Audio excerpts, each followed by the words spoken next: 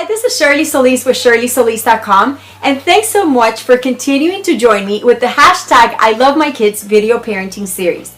Now, on the very first video, we talked about being a proactive parent and why that is the most important characteristic when trying to raise a powerful and amazing family. I told you that a bunch of us parents sat around in a dining room table and we discussed the fact that if we didn't have this one particular characteristic, we would have not made it this far, because being a proactive parent is what kept us going and going every single time when we faced struggles or just saw ourselves in feeling like we were desperate. Then we talked about the fact that we needed to respect our children, because there was a time in society where children needed to be seen but not heard. And although that was more in terms of the social etiquette at the time, we really find that in today's society, parents don't really respect their children. I mean, they just sort of who cares what you have to say? And so we definitely want to, deep in our heart, respect our children, because they are created by God and they're the most beautiful thing that we have here on earth, and therefore they deserve to be respected as human beings. Then in the very last video, we talked about the fact that the younger our children are, we need to protect them. And as they grow older, they will be more ready to take on the different aspects that in life, but that we need to protect them where they're young, because when they're young, they're not ready to protect themselves. And we're not talking about overprotection here. We're talking about a healthy protection, a protection that considers that they are younger and that their emotions are not ready to handle what a lot of adults try to put on their kids.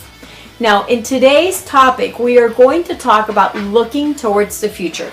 Now, I definitely believe that we need to live the moment with our children. We need to delight and we need to savor every moment that we are with them, that we get to experience the privilege of raising them. However, I do believe that there's a specific time when we have to look into the future and just think ahead of what kind of a family you want to have, what kind of family values and what kind of a culture do you want to see in the future. What do you want to see 2 years from now, 5 years from now, 15 years from now, 20 years from now? Now, I know that a lot of people in today's society, they will think about setting goals for their corporations and for business. I mean, I see that all the time. I have to do it for my business.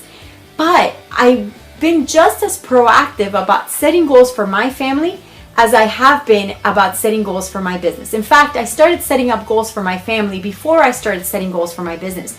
And because I did that, I got my priorities straight and I am where I am today. So with that said, I want to encourage you to sit down today and think about where you want your family to be.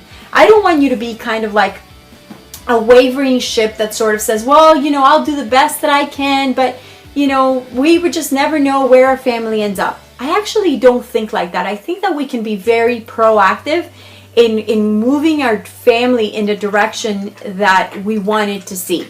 Now, this does not guarantee that our children will do everything that we want, because that's not the point. We are raising adults, right? Interdependent adults. But with that, we definitely want them to have the vision of family. We definitely want them to have the values that we've raised them up with. And I think we can be proactive towards doing that.